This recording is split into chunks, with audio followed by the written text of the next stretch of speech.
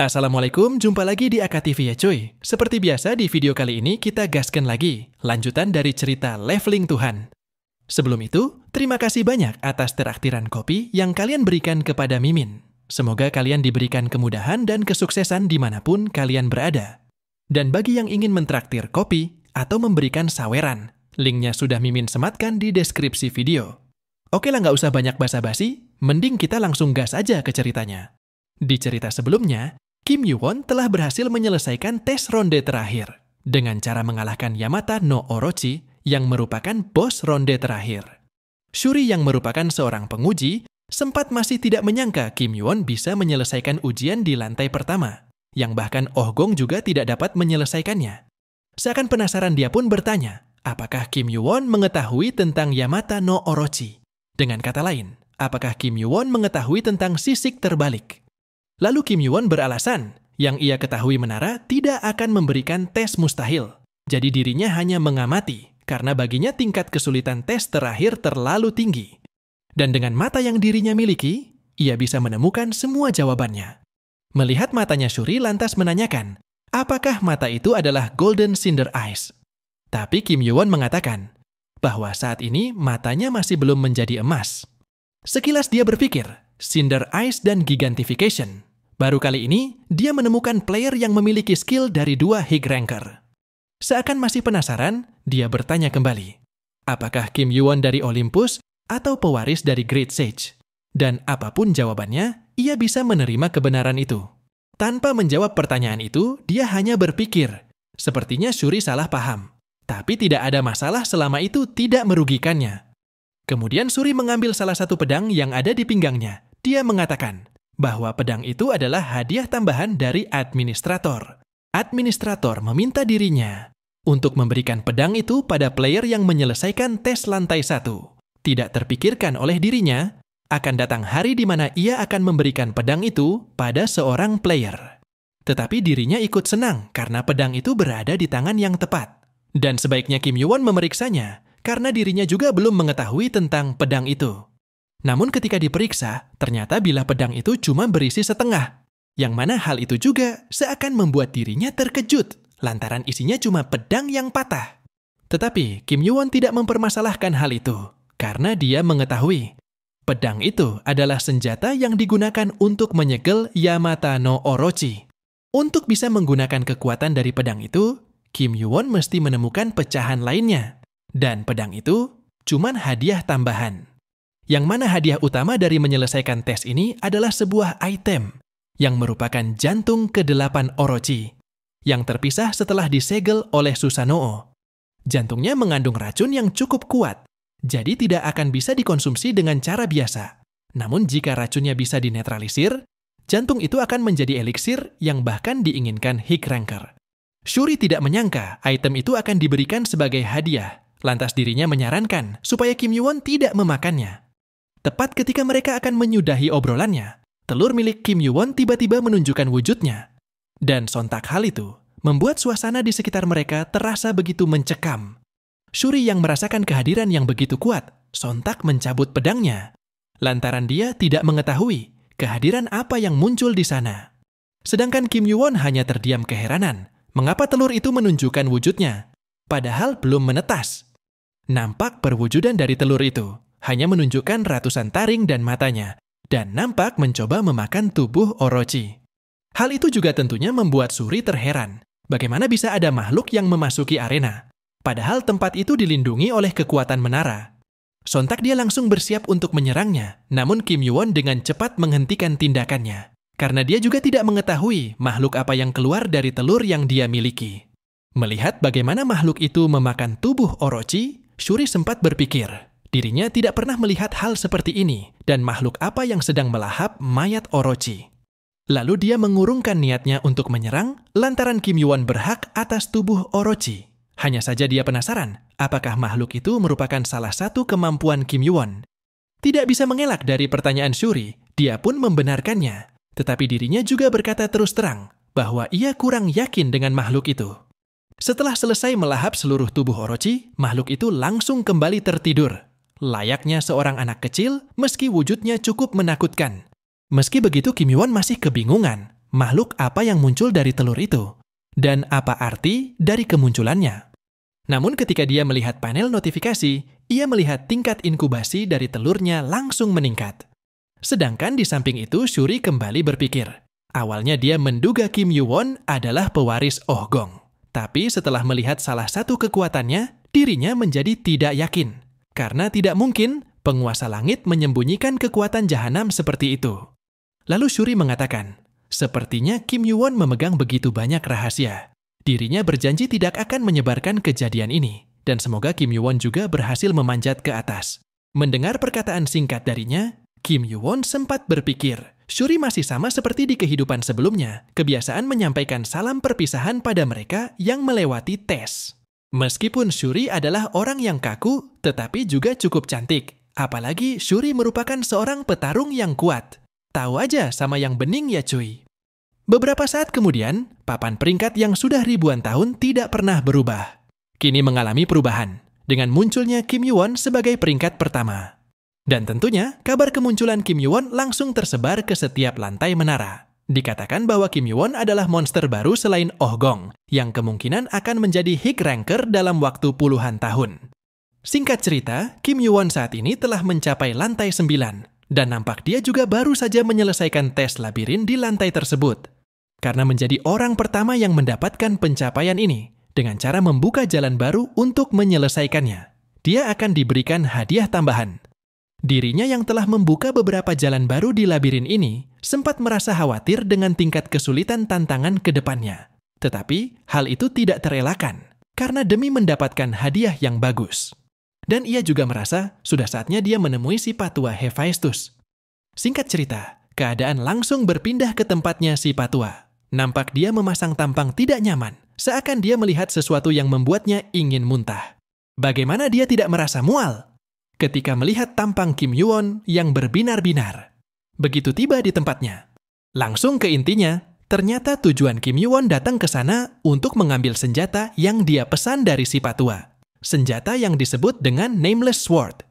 Pedang yang dianggap sebagai senjata terburuk, karena dibuat dari material untuk armor. Dan lagi senjata itu juga sangat buruk dalam penyerapan mana, namun memiliki bilah yang sangat tajam. Sesuai dengan pesanan Kim Yu-won, dan tentunya dia sangat menyukainya. Meski begitu si Patua tidak mengetahui, untuk apa Kim Yu-won memesan senjata yang termasuk produk gagal. Dan dirinya juga tidak menyangka akan membuat senjata dari material untuk armor. Tepat ketika dia tengah bergumam, Kim Yu-won sontak menjabat tangannya dan memberikan 10.000 poin dalam mata uang. Sontak hal itu membuat si Patua seakan begitu kesal karena dirinya tidak mengharapkan imbalan apapun. Tetapi Kim Yu-won memintanya untuk menyimpan uang tersebut, lantaran dirinya tidak ingin terbiasa menerima barang gratis. Setelah menyelesaikan keperluannya, Kim Yu-won bergegas pergi ke lantai 10. Dengan menggunakan portal teleportasi yang bisa memindahkannya langsung ke tempat yang ia inginkan. Dan tak lama kemudian, dia langsung dipindahkan ke titik awal lantai 10. Yang merupakan kota martial di wilayah utara. Berbeda dari lantai yang lain, di lantai 10 memiliki ekosistem yang kuat akan berkuasa, dan tes lantai 10 seketika dimulai begitu dia sampai ke sana. Dalam tes lantai 10, Kim Yu-won diharuskan menyelesaikan ujian sekolah seni bela diri, dan dirinya bebas memilih sekolah bela diri mana yang akan ia ambil. Tepat begitu dia sampai ke sana, seseorang yang cukup menyebalkan sontak mendekat.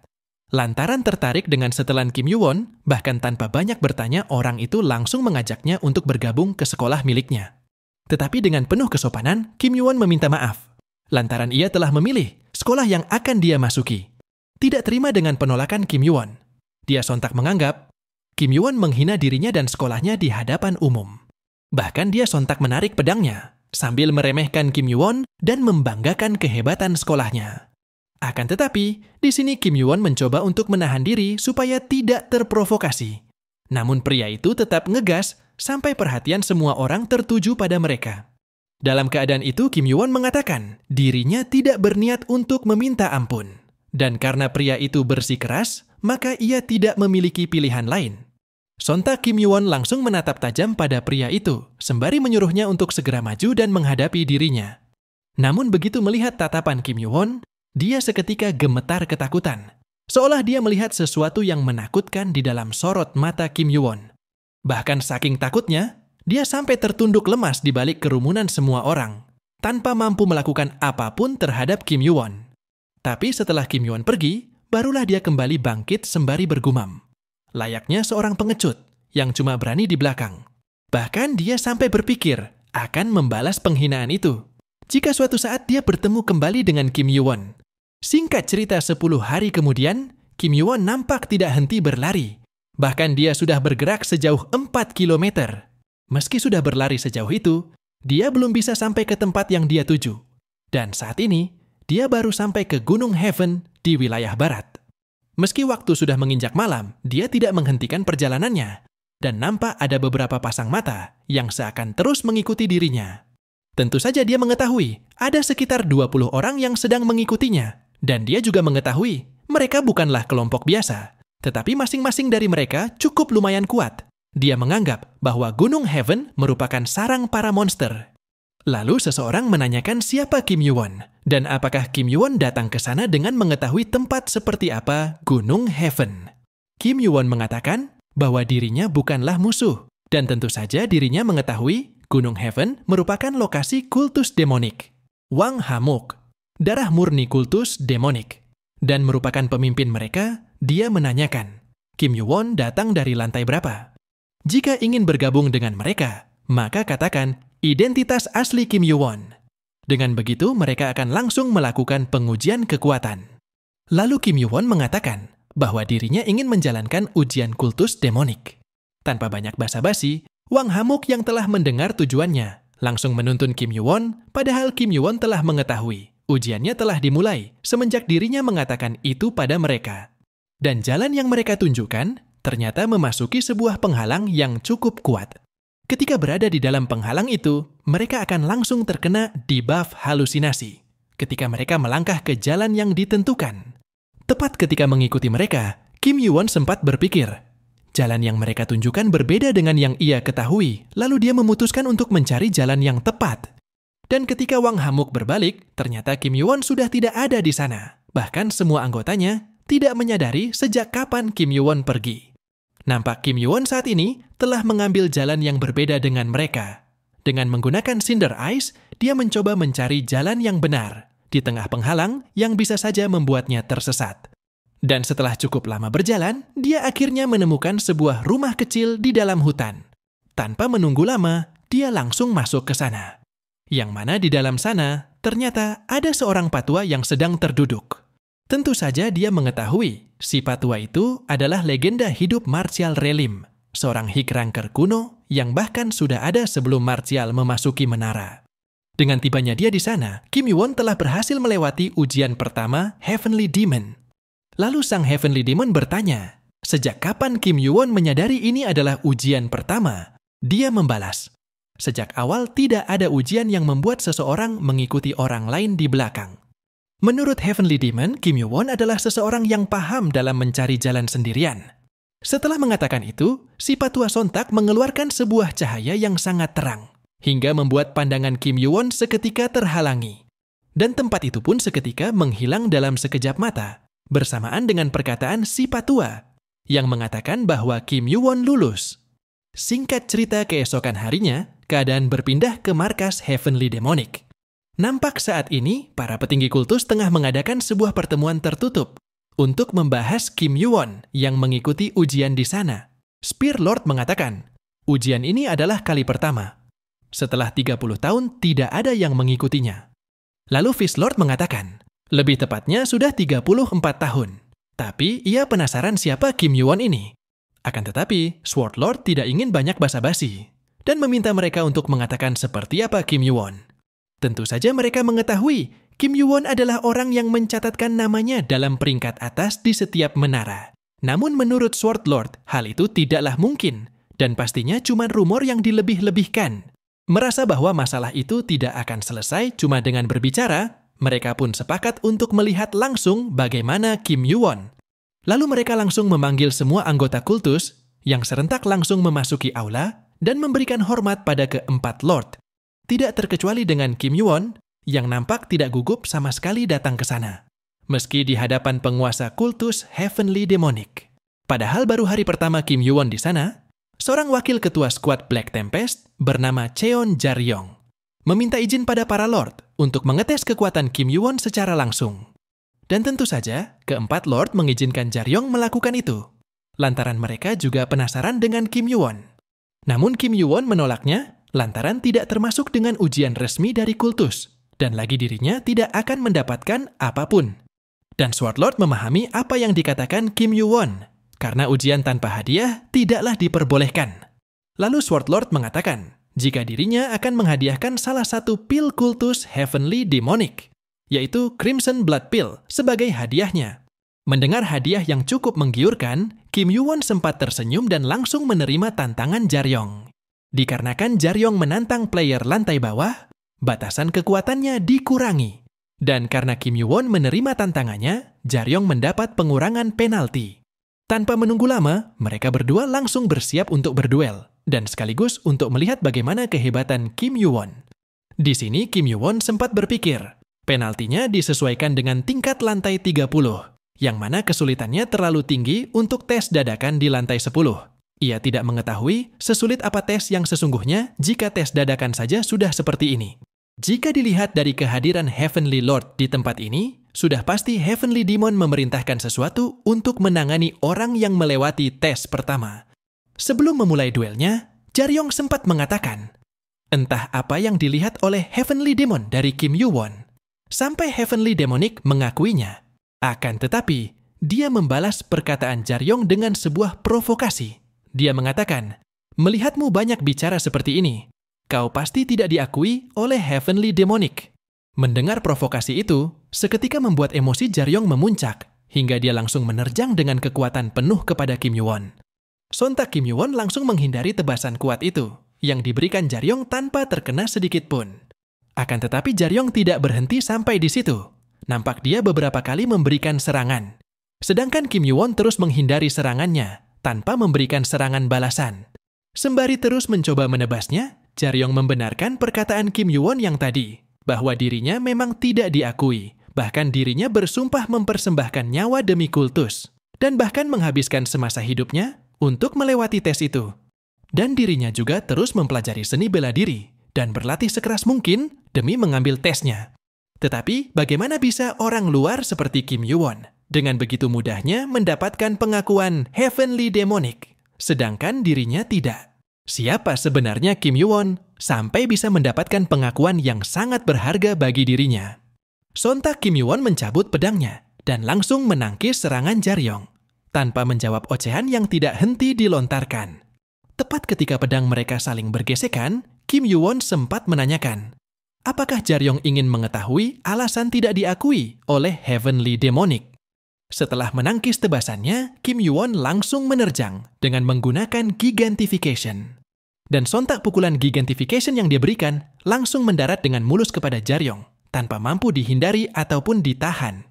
Hingga pukulan itu seketika membuat kesadaran Jaryong melayang. Padahal Kim Yoo-won baru memberikan satu serangan.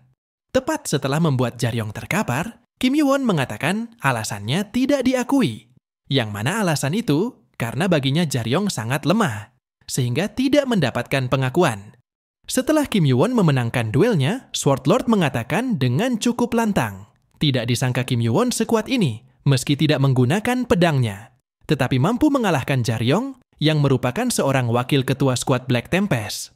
Sesuai dengan janji, Sword Lord langsung memberikan Crimson Blood Medicine Pill, sambil mengatakan bahwa pil itu bukanlah item luar biasa, tetapi Kim Yoo-won bisa memilikinya. Namun bagi Kim Yoo-won, item itu sudah lebih dari cukup, karena dirinya tidak terlalu berusaha untuk mengalahkan Jaryong. Walaupun perkataan Kim Yoo-won terdengar cukup sombong, tetapi Sword Lord sempat memuji gaya berpedang Kim Yoo-won, yang menurutnya cukup hebat ketika menangkis serangan Jaryong. Lalu Sword Lord memberitahukan isian dari tes selanjutnya, yang mana tes selanjutnya adalah melawan Fist Lord.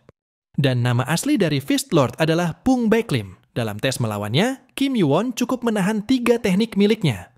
Tes ini akan dimulai dalam 3 bulan ke depan. Sampai saat itu tiba, kultus akan menyediakan kebutuhan Kim Yoo-won, kecuali eliksir dan seni bela diri tingkat atas.